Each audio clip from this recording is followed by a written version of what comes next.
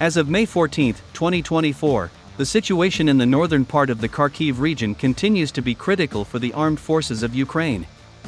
Moreover, representatives of the Russian military department officially confirmed that over the past 24 hours, Russian troops have managed to liberate 3 more settlements in the northern part of the Kharkiv region.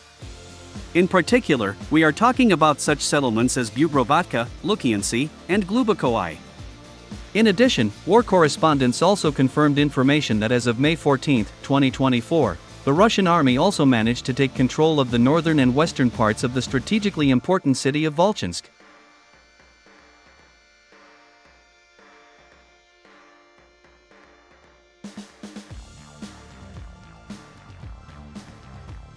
Thus, over the past 4 days, in the northern part of the Kharkiv region, 12 settlements have come under the control of the Russian army. The total length of the territory that came under the control of Russian troops amounted to 230 square kilometers. Such a rapid advance of Russian troops in the Kharkiv direction of the front came as a great shock not only to the Kiev regime, but also to its western patrons.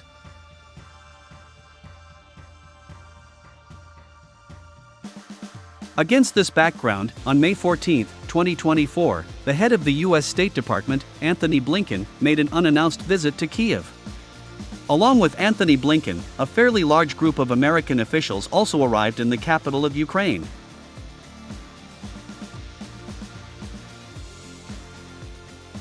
One of the representatives of this American delegation said that the situation for the Ukrainian army had deteriorated sharply due to the offensive of Russian troops in the Kharkiv region, and that with his visit to Ukraine, the head of the U.S. State Department is sending a clear signal to Kiev that U.S. support would continue no matter what. However, commenting on Anthony Blinken's unannounced visit to Kiev, American journalists suggested that the head of the U.S. State Department arrived in the capital of Ukraine a week before the date of expiration of Vladimir Zelensky's presidential term on purpose. According to them, against the background of the successful advance of the Russian army on the battlefield, Anthony Blinken visited Kiev in order to warn Vladimir Zelensky not to try to flee the Ukrainian capital, even if Kharkiv fell and Russian troops approached the gates of Kiev.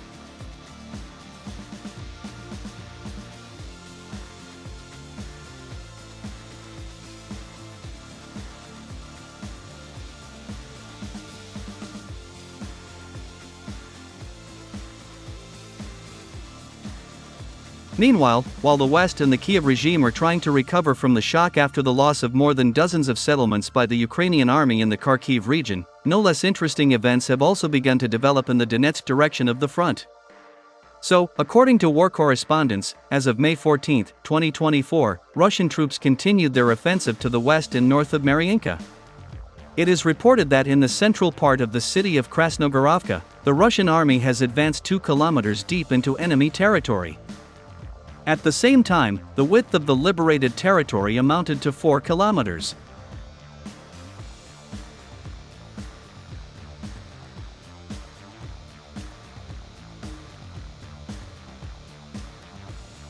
Moreover, war correspondents also confirmed the information that Russian troops managed to approach the outskirts of the Pervomeyka microdistrict. Commenting on the situation around KRASNOGOROVKA, Ukrainian telegram channels, citing their own sources in the general staff, said that Russian troops also managed to take control of a powerful fortified area of the armed forces of Ukraine, in the eastern part of this city, and reached the building of a local school, which is located in the Solnikny microdistrict.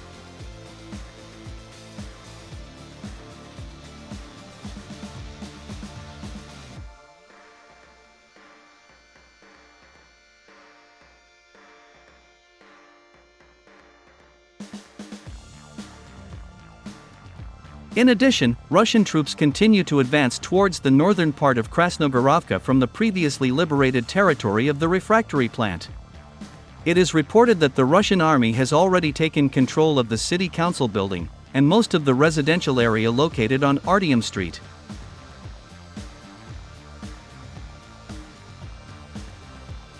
According to preliminary data, as of May 14, 2024, about 45% of the territory of KRASNOGOROVKA is under the control of the Russian army. In general, Ukrainian sources, along with Ukrainian war correspondents, recognize the catastrophic situation in which the Ukrainian armed forces found themselves in KRASNOGOROVKA.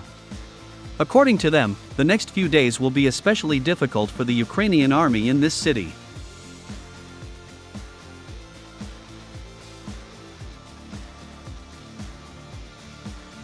Moreover, Ukrainian journalist and blogger Anatoly Sherry admitted that the situation for the Ukrainian armed forces in KRASNOGOROVKA remains critical.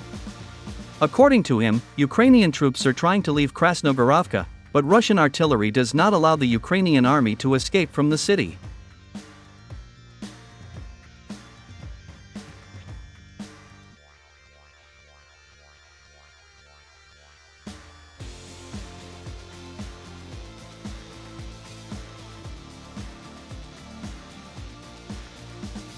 Against this background, it is worth paying attention to the recent statement by the head of the Tavria Operational and Strategic Group, Brigadier General Alexander Tarnavsky.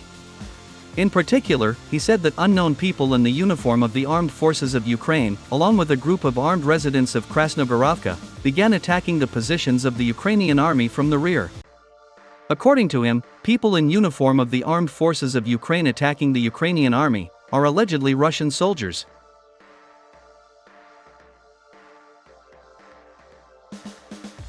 According to him, Russian soldiers violate the laws of war by putting on the uniform of the armed forces of Ukraine and attacking the positions of the Ukrainian army. However, commenting on the words of Brigadier General Alexander Tarnavsky, Ukrainian sources admitted that the so-called Ukrainian partisans, consisting of Ukrainian citizens, are operating in KRASNOGOROVKA. According to them, it is the citizens of Ukraine, along with some Ukrainian soldiers, who attacked the positions of the armed forces of Ukraine in KRASNOGOROVKA.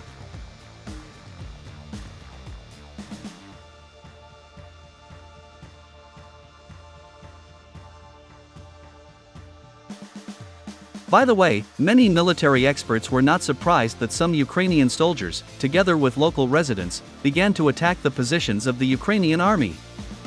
According to them, the citizens of Ukraine are really tired of this war and the attempts of the Kiev regime to send all Ukrainians to the front. It is reported that many Ukrainians, who were forcibly mobilized and sent to the front, sincerely hate Zelensky and his team, and are ready to shoot at their commanders with the sole purpose of ending this war as soon as possible.